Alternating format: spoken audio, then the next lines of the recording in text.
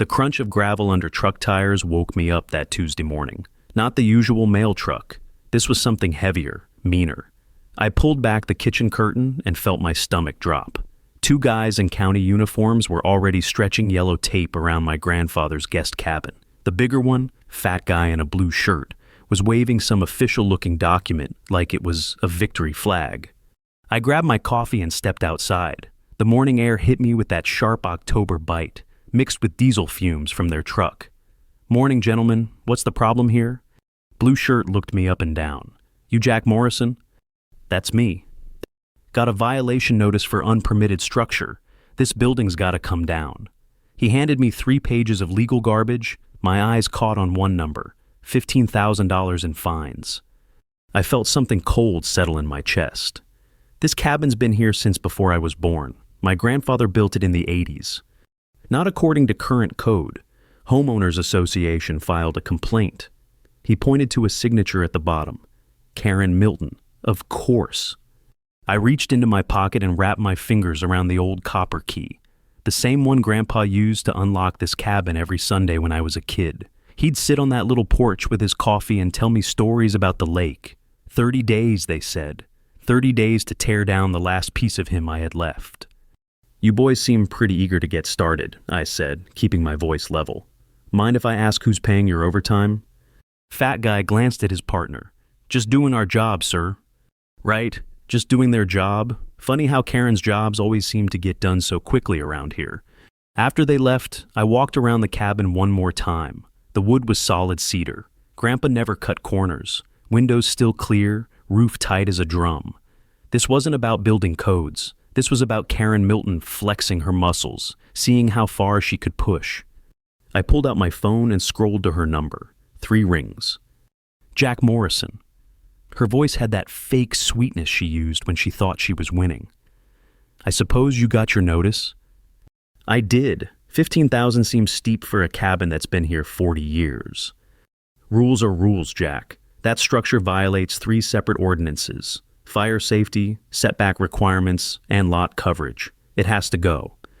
"Old lot coverage? Karen, my lot's 2 acres. That cabin takes up maybe 400 square feet. The new regulations are quite clear. I can email you a copy if you'd like." New regulations. There it was. When exactly did these new regulations pass? A pause, just long enough. "Last month's board meeting, unanimous vote." The funny thing about that, Karen, I don't remember getting notice of any vote or seeing these new regulations before today. "Well, perhaps you should attend more meetings, Jack. 7 o'clock, first Tuesday of every month. We'd love to have more community involvement." The line went dead. I stared at the phone, then back at the cabin. 40 years. Grandpa had paid for every board, every nail, every shingle. Now some overstuffed neighborhood Napoleon thought she could just erase all of that with a piece of paper. I tried calling Bill Henderson next door. We'd been neighbors for 20 years. His wife picked up. "Oh, hi, Jack. Bill's not available right now. Did you just need to ask him something quick about this cabin situation?" "I'm sorry. He really can't talk right now. Maybe try back later?" The dial tone felt like a slap. Bill had helped me fix that cabin's roof just last spring. Now he couldn't even take my call? I walked back inside and spread Karen's paperwork on the kitchen table. 3 ordinances, she'd said. Fire safety. The cabin was cedar and stone, built like a fortress. Setback requirements. It sat 100 feet from any property line. Lot coverage, ridiculous on 2 acres. But there at the bottom, stamped and official looking, were the new rules, dated just 6 weeks ago. Convenient timing. My phone buzzed. Text message from an unknown number. "Maybe it's time to sell, Jack. Buyer's market won't last forever." I set the phone down harder than I meant to. The copper key caught the afternoon light streaming through the window. Grandpa had given it to me the day before he died. "This place is yours now, Jackie. Take care of it." Thunder rolled across the neighborhood. Dark clouds building over the lake. Looked like we were in for a storm. And Karen Milton had no idea what was coming. The storm hit around midnight, but I was already wide awake, staring at those damn papers. Rain drummed against the windows like angry fingers, and every flash of lightning lit up the cabin outside. Grandpa's cabin. My cabin. By morning, half the neighborhood was buzzing. I could see little clusters of people whispering by mailboxes, heads turning when I walked past. News travels fast in Willowbrook Estates, especially when Karen's involved. I decided to grab breakfast at Murphy's Diner, neutral ground, or so I thought. The bell above the door announced my arrival to a dining room that suddenly got very quiet. Conversation stopped mid-sentence. Forks paused halfway to mouths. "Morning, Jack." Sandy the waitress looked uncomfortable. "Usual table?" I nodded and settled into the corner booth. The whispers started up again, just quiet enough that I couldn't make out words. But I caught the glances, the way people leaned in closer to their companions. Frank Collins walked in 10 minutes later. We'd served together in the National Guard, shared enough stories over the years to fill a book. He spotted me immediately, then made a show of checking his watch and heading for a table on the far side of the room. That stung more than I expected. Sandy brought my coffee without being asked. Rough morning? Getting there. I stirred in cream and watched Frank studiously avoid looking my way. "Tell me something, Sandy. You ever hear about new building regulations getting passed last month?" She glanced around nervously. "I don't really follow the politics stuff, Jack. Just trying to keep this place running." "Right. Just trying to keep her job. More like it. Sandy's husband worked maintenance for the county that probably had contracts with our illustrious homeowners association." My phone buzzed. Text from the Karen. "Emergency community meeting tonight, 7 p.m. sharp. Your attendance is requested." Requested, like I had a choice. The diner door chimed again, and in walked the Milton sisters, Karen and her shadow, both wearing matching navy blazers like some kind of uniform. They made a beeline for the big round table in the center, the one everyone could see from everywhere else in the place. Karen's voice carried just far enough.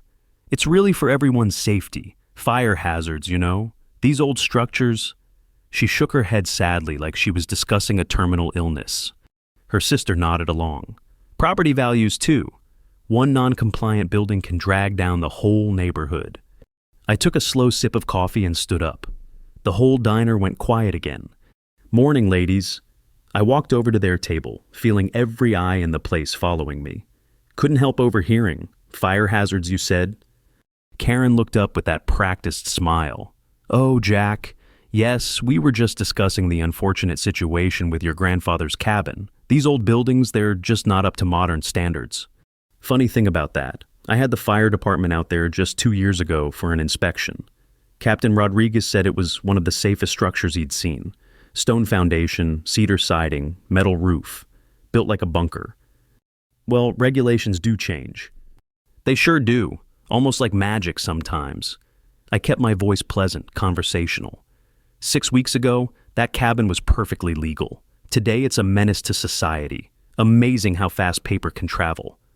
The sister, Diana, I remembered, shifted in her seat. "The board voted unanimously, Jack. It's not personal." "No, of course not.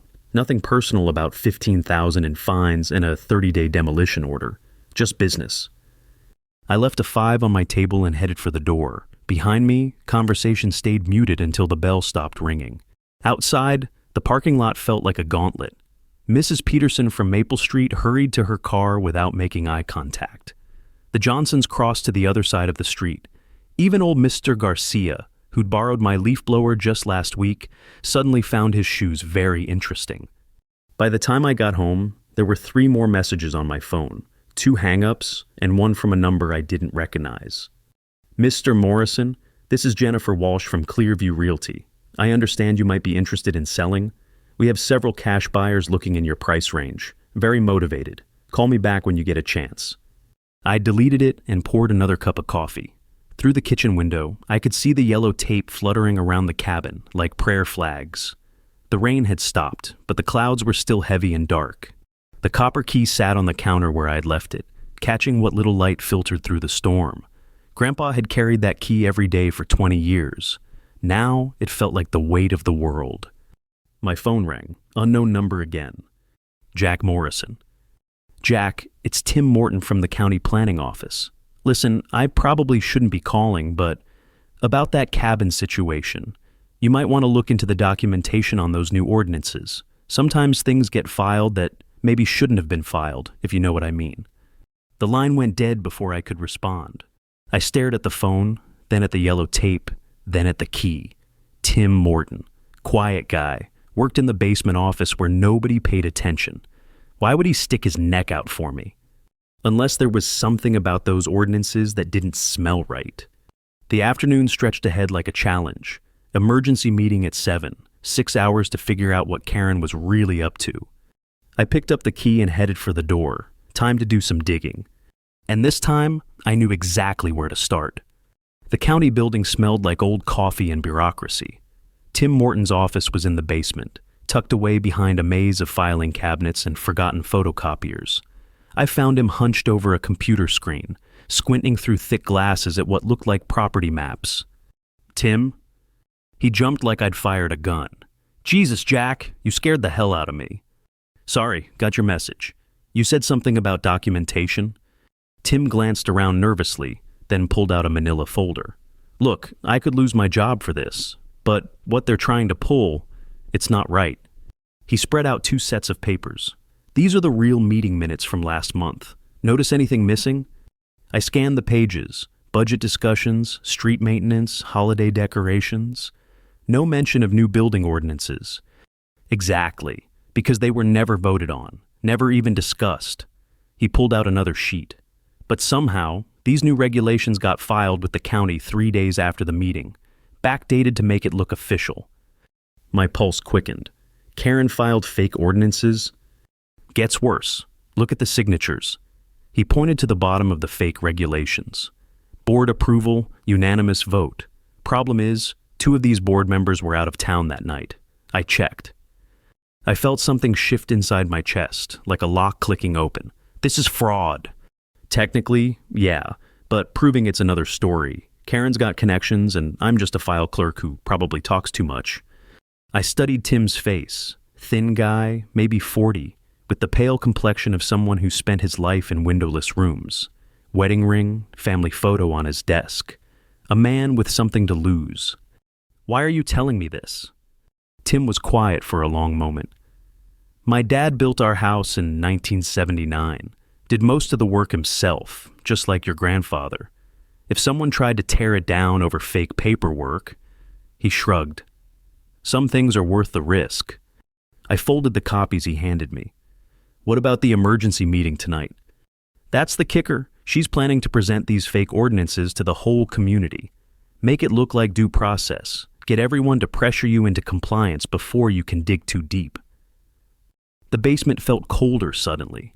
Karen wasn't just trying to steal my cabin. She was orchestrating a public execution. "There's something else," Tim said quietly. "The real reason she wants your land." He pulled up a survey map on his computer. My property was highlighted in blue, sitting right on the shoreline of Miller's Lake. "Your grandfather's lot includes 40 feet of lakefront access, original deed from 1987. That's worth about 50 grand to the right buyer." "What buyer?" "Check the county filings from last month, right before these fake ordinances appeared." He clicked through screens. Clearview Development LLC applied for permits to build a private marina. Guess where they want to put the access road? My blood went cold. Right through my property. And guess who's listed as the local contact for Clearview Development? I already knew the answer before he showed me the screen. Karen Milton, authorized representative. Everything clicked into place. The urgent demolition order, the cash buyer offer, the emergency meeting. Karen wasn't just flexing her HOA muscles. She was clearing the way for a payday. "Jack." Tim's voice was barely a whisper. "There's a car outside that's been circling the block since you got here. Blue sedan, county plates." I looked toward the small basement window. Sure enough, a car was creeping past for the 3rd time. "Back exit?" "Through the maintenance corridor. But Jack, if they know you were here..." "Then you never saw me. And Tim, thanks for the tip about checking documentation. Good advice for any property owner." He nodded, understanding. Plausible deniability. I slipped out through the maintenance exit, heart pounding. The alley behind the county building was empty, but I could hear the sedan making another pass out front. As I walked to my truck, parked 3 blocks away, my phone buzzed. Another text from Karen. "Looking forward to seeing you tonight, Jack. We have so much to discuss." I stared at the message, then at the copies in my jacket pocket. Tim was right. Proving fraud would be complicated, but Karen had made one crucial mistake. She thought she was the only one who knew how to play games with paperwork. Time to show her what 40 years of small-town politics had taught me. I drove home the long way, checking my mirrors every few blocks. The blue sedan was nowhere to be seen, but I wasn't taking chances.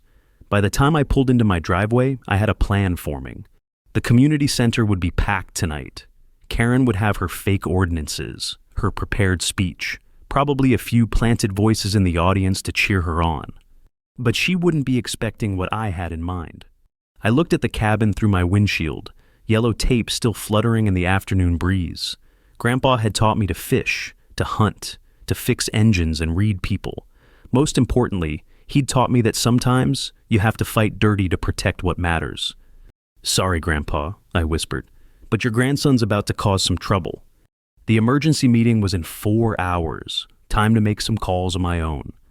Starting with the one person Karen would never see coming.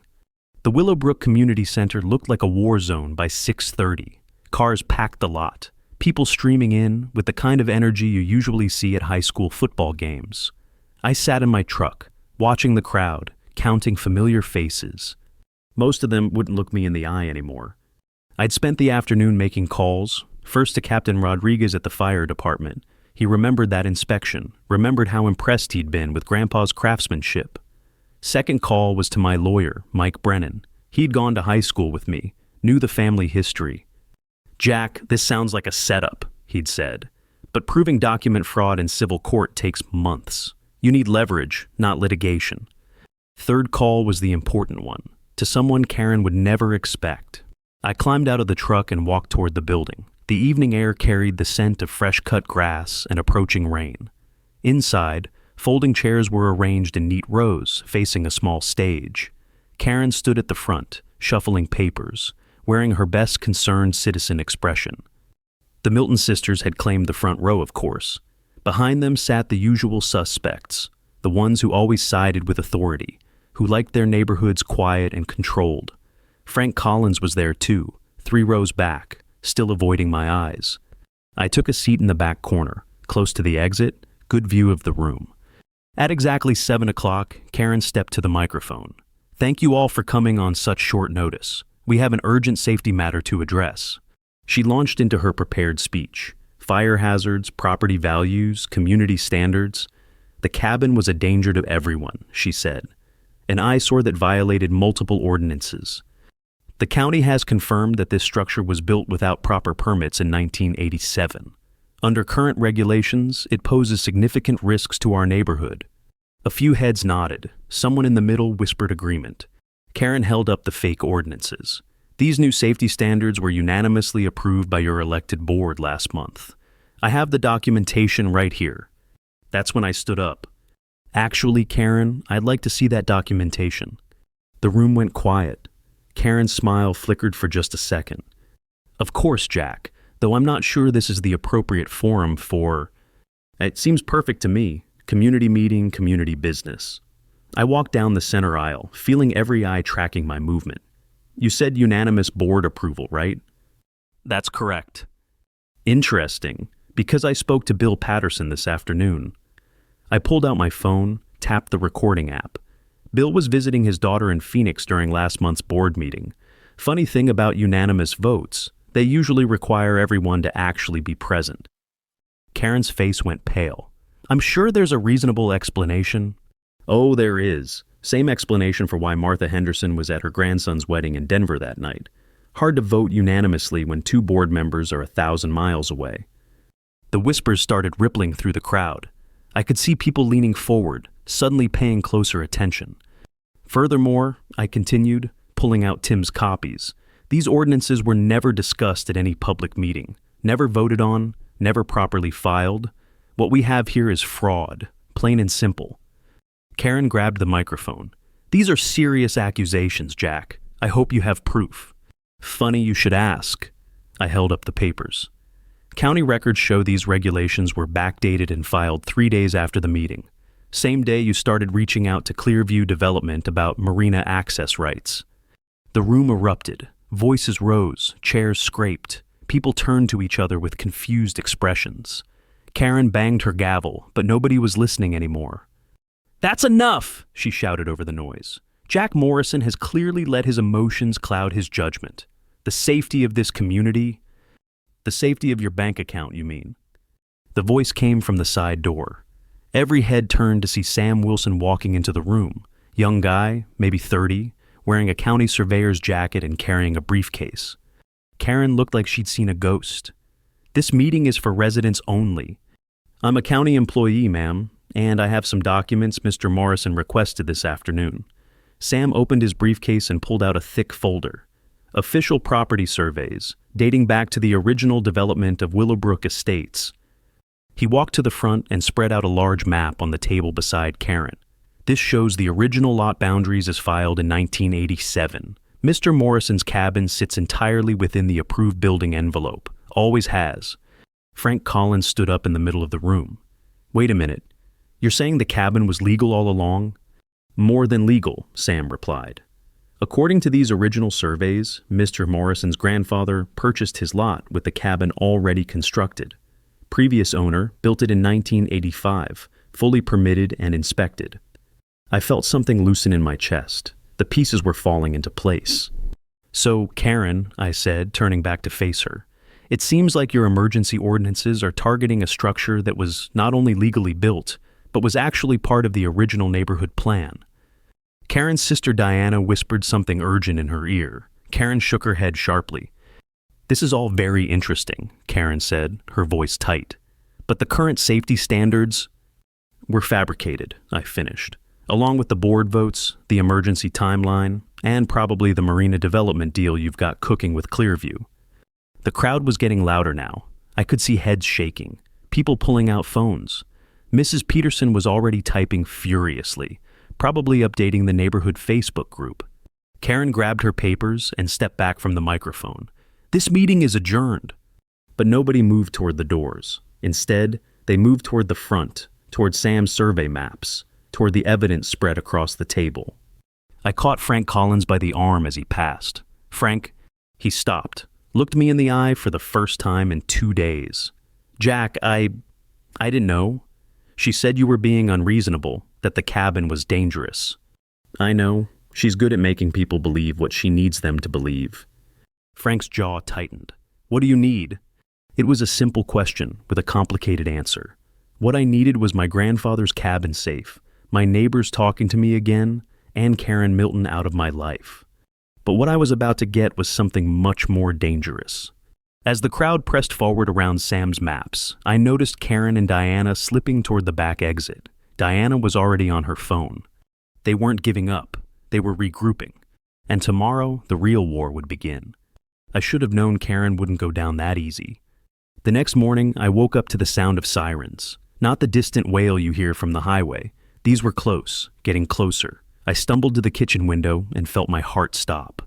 Fire trucks. 3 of them, plus an ambulance, all parked in front of my house. Yellow-suited firefighters were swarming around the cabin, unrolling hoses, shouting orders. I threw on clothes and ran outside. Captain Rodriguez met me halfway across the yard. Jack, thank God you're okay.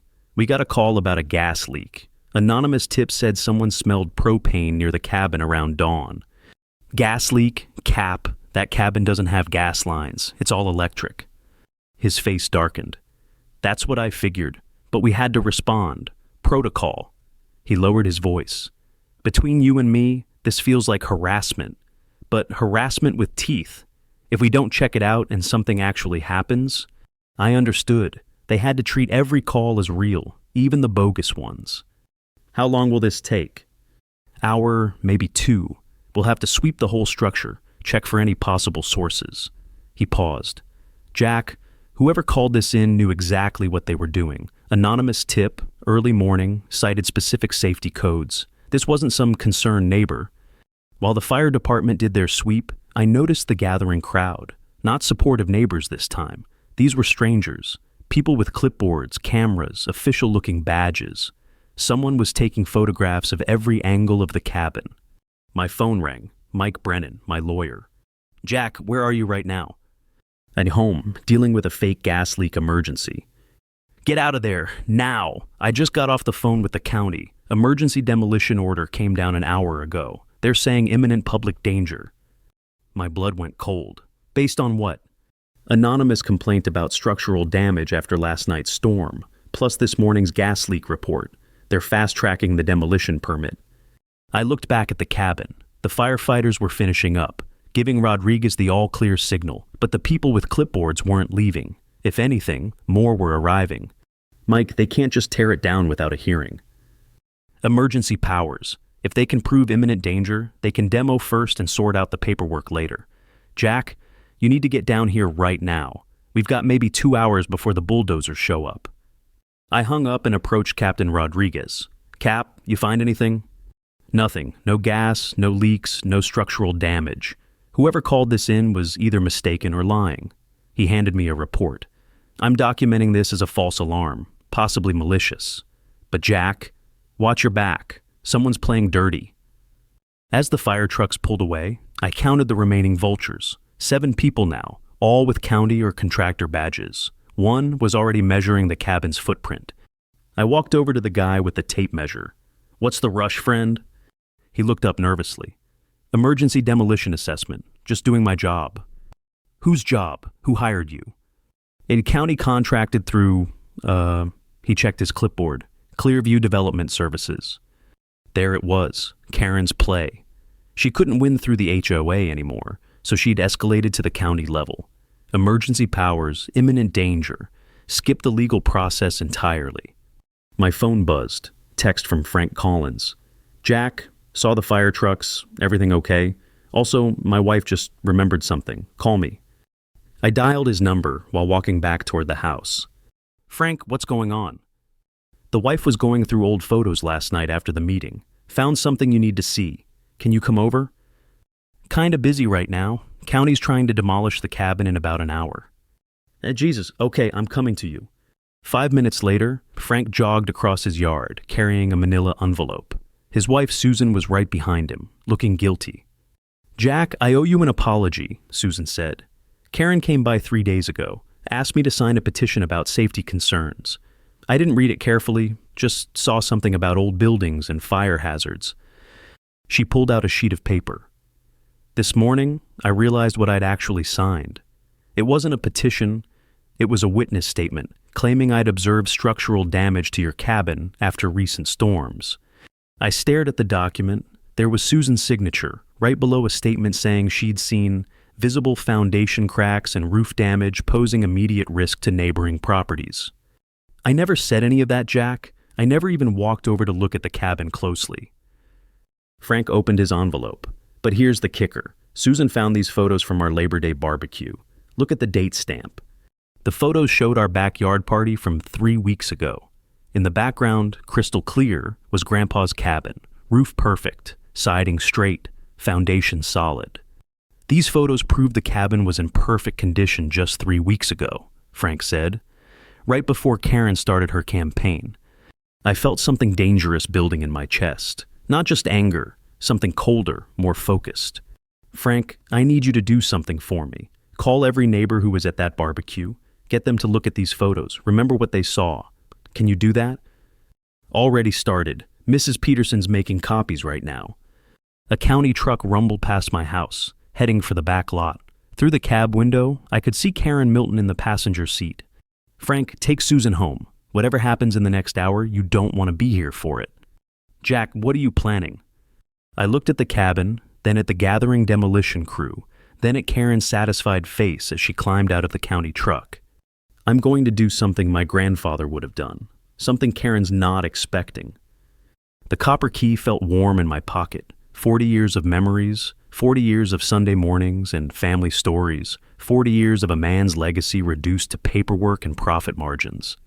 But Karen had made one crucial mistake. She thought this was still about property values and HOA politics. She was about to learn it was about family. And in my family, we don't back down from a fight. I pulled out my phone and made one more call to someone who owed me a favor, someone with a camera and a very large social media following. Time to show Karen what real emergency looked like.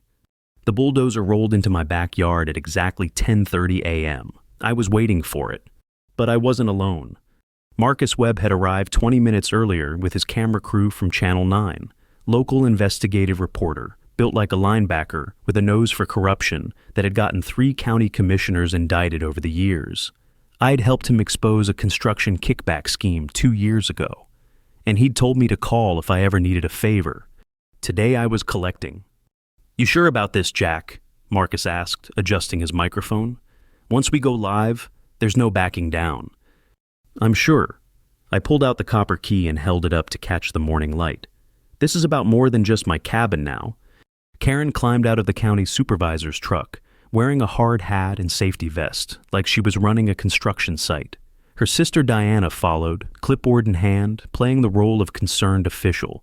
They'd brought backup: 2 county workers, a demolition foreman, and what looked like a private security guard. The bulldozer operator killed his engine and climbed down. Big guy with calloused hands and a reluctant expression. He walked over to Karen, shaking his head. "Ma'am, I'm going to need to see those emergency orders one more time. This doesn't feel right." Karen handed him a folder, thick with official-looking papers. "Everything's in order. Imminent public safety hazard, county emergency powers. We need this structure down today." That's when Marcus stepped into view with his camera. "Karen Milton, Marcus Webb, Channel 9 Investigative Unit. I understand you're about to demolish a historically significant structure based on fraudulent documents." Karen's face went white. "I don't know what you're talking about. This is a routine safety demolition." "Really? Because we have evidence that the emergency order was based on falsified witness statements and fabricated building code violations." Marcus held up Frank's photos. "These images, taken 3 weeks ago, show the structure in perfect condition. How do you explain that?" The bulldozer operator looked from Karen to Marcus to me. "Hold up. If there's questions about the paperwork—" "There are no questions," Karen snapped. "These are standard county procedures. This reporter has no authority here." But her voice cracked on the word authority, and I could see doubt creeping into the faces around her. That's when I played my ace. "Actually, Karen, there's something you might want to see." I pulled out the folder Tim Morton had prepared for me. Original property deed from 1987. Notice anything interesting about the legal description? I spread the documents on the hood of the county truck. Lot 47, Willowbrook Estates, including all existing structures and improvements. The cabin wasn't just grandfathered in, it was specifically protected by the original deed covenant. Karen leaned in to read, and I saw the moment she realized she'd been outmaneuvered. "More importantly," I continued, raising my voice so Marcus's camera could catch every word, "this covenant includes a clause requiring unanimous neighborhood consent for any demolition of original structures. That means every single property owner in Willowbrook would have to agree, in writing." The demolition foreman pulled off his hard hat. "Lady, if there's legal questions about this demo, I'm not touching it. My insurance doesn't cover disputed property claims." Karen turned to the county supervisor. "Tom, this is ridiculous. We have emergency powers." But Tom was already backing toward his truck. County employees have a sixth sense for political disasters, and this was shaping up to be a big one. Marcus moved in closer with his microphone. "Mrs. Milton, can you explain why you filed for marina development permits the same week you initiated demolition proceedings?" "That's completely unrelated." "Is it? Because county records show Clearview Development LLC paid your consulting firm $40,000 2 weeks ago. Same firm that's been pushing for emergency demolition of the only structure blocking marina access." I watched Karen's carefully constructed facade crumble in real time. Her sister Diana was already heading for their car, abandoning ship. But Karen wasn't done fighting. "You want to play games with paperwork, Jack?" Her voice turned vicious. "Fine. This neighborhood has building covenants too. I've been keeping a list of every violation, every unpermitted improvement, every neighbor who thinks rules don't apply to them." She pulled out her phone and started scrolling. Frank Collins added that deck without permits 3 years ago. The Petersons converted their garage without approval. Old man Garcia's shed is 6 inches into the utility easement. The threat was clear. If she couldn't have my cabin, she'd make life hell for everyone else. That's when I heard the sound that changed everything. Car doors slamming. Not just 1 or 2, at least a dozen.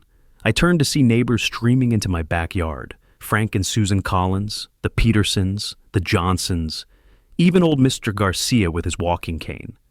They formed a loose semicircle around the cabin, arms crossed, faces grim. Mrs. Peterson stepped forward. "Karen, we've been talking, all of us, about your little petition, your emergency orders, your threats. And we've decided," Frank added, "that maybe it's time for some new HOA leadership." Karen looked around at the faces. Neighbors she'd bullied and manipulated for years, now united against her. The camera was still rolling, capturing every moment. "You can't do this. I'm the elected president of this association." "Elections happen every 2 years," Susan Collins said quietly. "And there's this thing called a vote of no confidence." I felt the copper key warm in my palm and thought about Grandpa, about Sunday mornings and family stories, about the difference between a house and a home. But this wasn't over yet. Karen's phone was buzzing. She answered it, spoke in low, urgent tones, then looked back at me with something that might have been respect. "This isn't finished, Jack." She walked to her car, Diana trailing behind her like a whipped dog. But at the driver's door, she stopped and called back. "Enjoy your victory. But remember, I know where all the bodies are buried in this neighborhood. Every secret, every shortcut, every favor that was never repaid." The car door slammed, and they drove away, leaving behind the smell of diesel exhaust and defeat. Marcus lowered his camera. "Hell of a story, Jack. This'll make great television." I looked around at my neighbors, at the cabin still standing solid and proud, at the bulldozer operator already loading his equipment back on the trailer. But Karen's final words echoed in my head. This wasn't finished. And something told me the real fight was just beginning. 3 days later, I was sitting on the cabin porch with my morning coffee when the news van pulled up. Not Marcus this time. This was Channel 12, then Channel 4, then a crew I didn't recognize with Regional News Network on their equipment. Turned out Marcus's story had legs, big legs. The first reporter, a sharp-dressed woman with predatory eyes, approached with her microphone ready.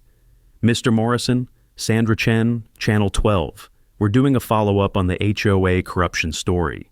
Can you comment on the FBI investigation?" I nearly choked on my coffee. FBI investigation? The Financial Crimes Unit opened a case yesterday. Apparently, this isn't the first time Clearview Development has been connected to suspicious property acquisitions. There are similar cases in 3 other counties. My phone had been ringing non-stop since Marcus's story aired.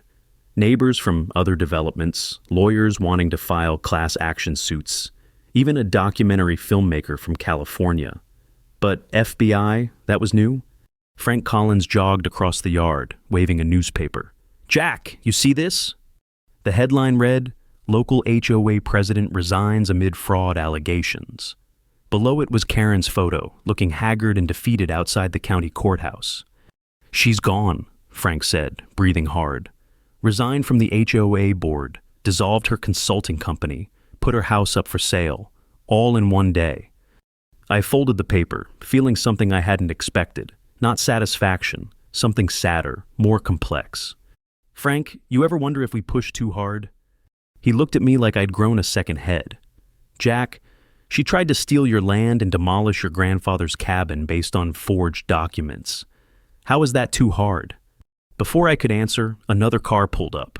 This one I recognized, Sam Wilson, the young surveyor who'd saved my ass at the community meeting. But he wasn't alone. The passenger door opened, and out stepped a woman I'd never seen before. Silver-haired, expensive suit, briefcase that probably cost more than my truck. "Mr. Morrison," the woman approached with the kind of confidence that comes from winning courtrooms. "Elizabeth Harper, attorney for the Morrison Family Trust." I stared at her. "What family trust?" Sam cleared his throat. "Jack, remember when I was going through those old property surveys? I found something else. Something I couldn't tell you about until the lawyers cleared it." Elizabeth opened her briefcase and pulled out a thick folder. "Your grandfather established a family trust in 1985, 2 years before he bought this property. The trust was funded by the sale of mineral rights to his original farm upstate." She spread out documents on the porch table. "The trust has been managed by a law firm in Albany for 40 years, growing, compounding, waiting." Frank leaned over my shoulder. "Waiting for what?"